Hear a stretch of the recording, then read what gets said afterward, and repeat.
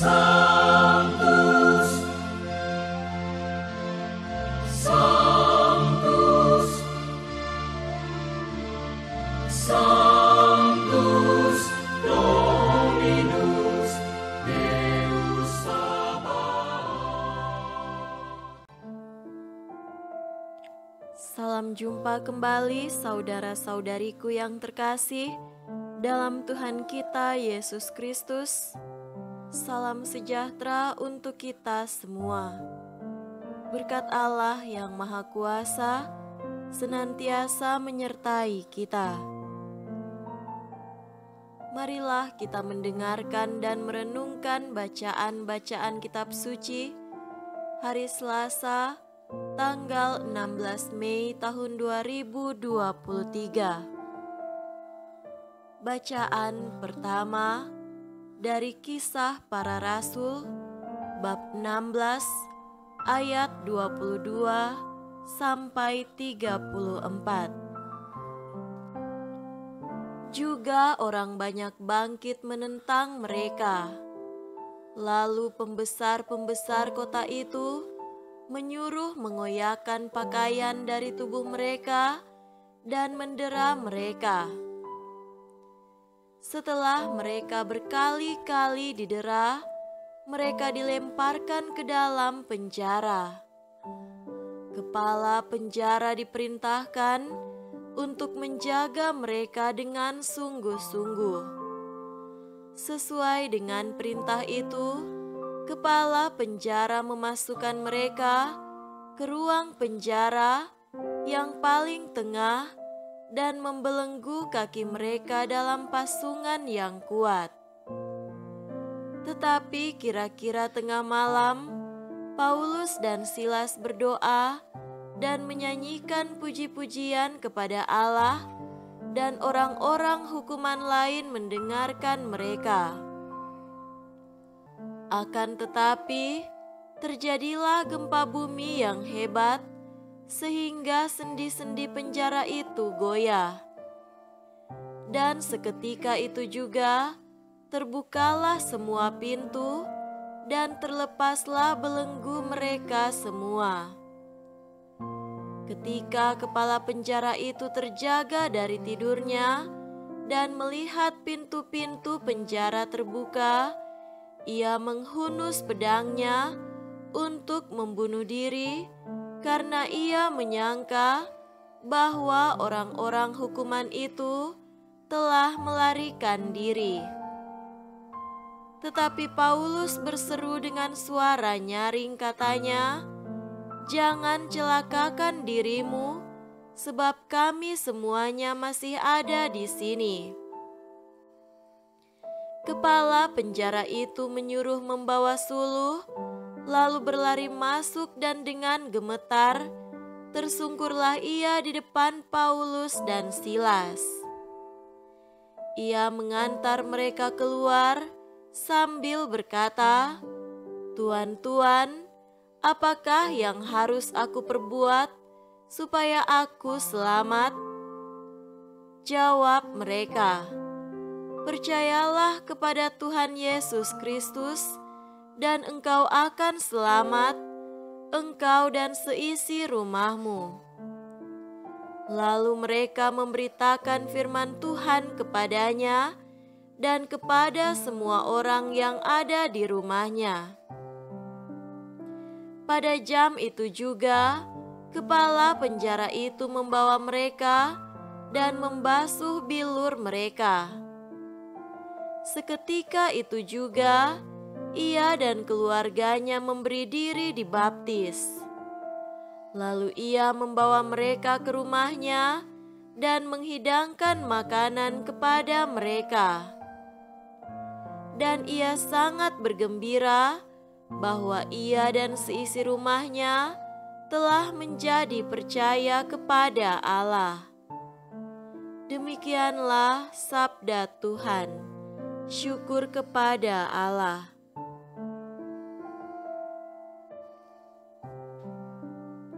Semoga Tuhan beserta kita sekarang dan selama-lamanya. Inilah Injil suci Menurut Yohanes, dimuliakanlah Tuhan. Injil Yohanes bab 16 ayat 5-11. Tetapi sekarang aku pergi kepada Dia yang telah mengutus aku, dan tiada seorang pun di antara kamu yang bertanya kepadaku, "Kemana engkau pergi?" Tetapi karena aku mengatakan hal itu kepadamu, sebab itu hatimu berduka cita. Namun benar yang kukatakan ini kepadamu adalah lebih berguna bagi kamu jika aku pergi. Sebab jikalau aku tidak pergi, penghibur itu tidak akan datang kepadamu, tetapi jikalau aku pergi, aku akan mengutus Dia kepadamu. Dan kalau Ia datang, Ia akan menginsafkan dunia akan dosa, kebenaran dan penghakiman. Akan dosa, karena mereka tetap tidak percaya kepadaku. Akan kebenaran, karena aku pergi kepada Bapa, dan kamu tidak melihat aku pergi. Akan penghakiman, karena penguasa dunia ini telah dihukum. Demikianlah sabda Tuhan. Terpujilah Kristus.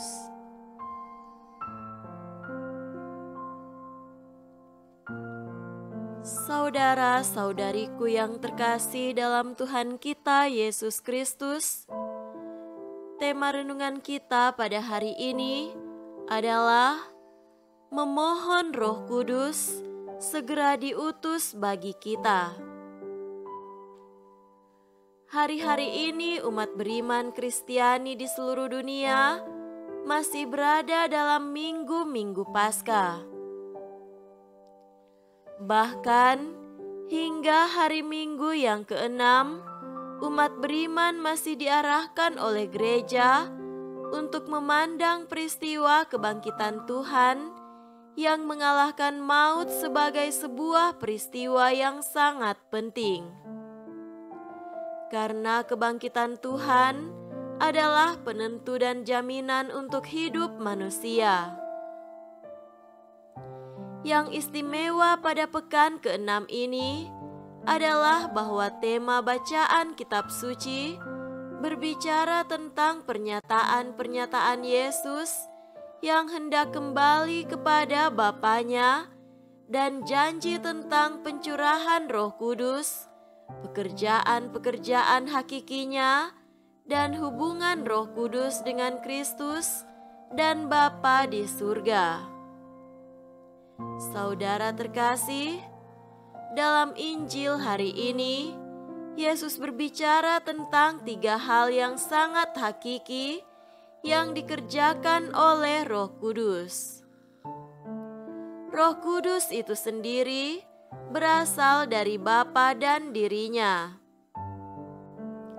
Bagi Yesus, sesudah Dia kembali kepada Bapanya, Roh Kudus itu akan diutus kepada para pengikutnya. Roh Kudus atau roh penghiburan itu akan menjernihkan 3 hal yang sangat menentukan bagi dunia, yakni dosa, kebenaran, dan penghukuman.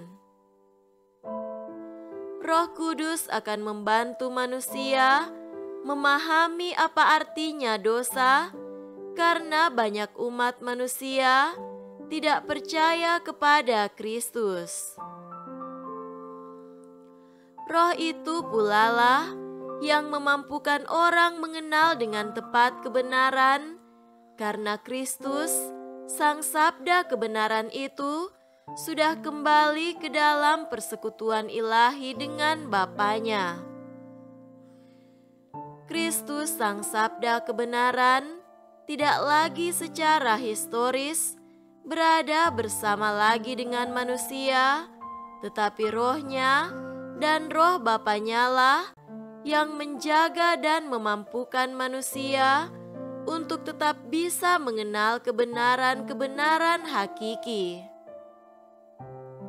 Dialah yang membantu untuk membedakan dengan jelas mana yang dosa dan mana yang bukan. Roh Kudus pulalah yang akan menerangi dengan kekuatannya segala pikiran dan hati manusia tentang apa yang benar. Ia jugalah yang menggerakkan hati dan hidup manusia untuk mengejar kebenaran hakiki yang berasal dari Allah sendiri. Berkaitan dengan penghukuman, maksudnya adalah bahwa ia pulalah yang menjadi penguasa dan pemimpin yang menuntun pada kebenaran. Hal itu disebabkan oleh kegagalan para pemimpin dunia ini yang baik, tidak pernah atau gagal, atau tidak komit menuntun manusia menuju kebenaran. Ketiga hal tersebut terlihat secara konkret dalam kisah Paulus dan Silas di kota Filipi dalam bacaan pertama. Sekurang-kurangnya, hal itu terlihat dalam 3 pengalaman yang dialami. Pertama, peristiwa gempa bumi yang keras yang merobohkan penjara tempat penahanan Paulus dan Silas. Peristiwa itulah yang memungkinkan peristiwa pertobatan sang penjaga rumah tahanan untuk menjadi pengikut Kristus. Kedua, pekerjaan Roh Allah terlihat dalam pengalaman batin Paulus dan Silas.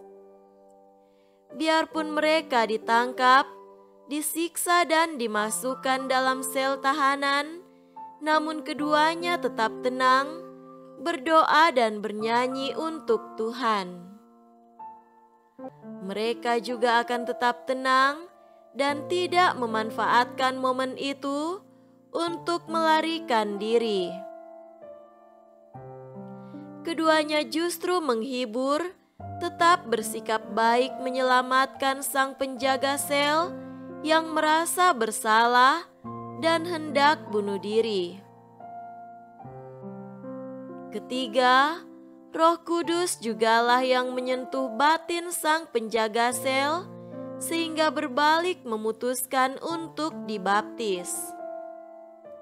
Kejadian-kejadian yang sangat mengagumkan ini tentu merupakan campur tangan Roh Kudus sendiri. Saudara-saudariku terkasih, kedua bacaan ini tidak sekedar melaporkan pekerjaan Roh Kudus yang menyertai pewartaan para rasul dan tugas-tugas hakiki Roh Kudus sebagaimana dijelaskan oleh Yesus. Kedua bacaan ini mengajak kita untuk berdoa, memohon Roh Kudus itu diutus bagi kita agar kita selalu disertai, dijaga, dibimbing, dikuatkan, diarahkan dan diberi petunjuk tentang kebenaran yang berkenan pada Tuhan. Di tengah zaman yang dipenuhi dengan pelbagai informasi, pandangan hidup, ajaran dan ilmu pengetahuan yang seringkali sangat berbahaya ini, semoga Roh Kudus itu segera dan selalu dicurahkan kepada kita agar meresapi dan membimbing kita kepada yang benar. Semoga demikian. Amin.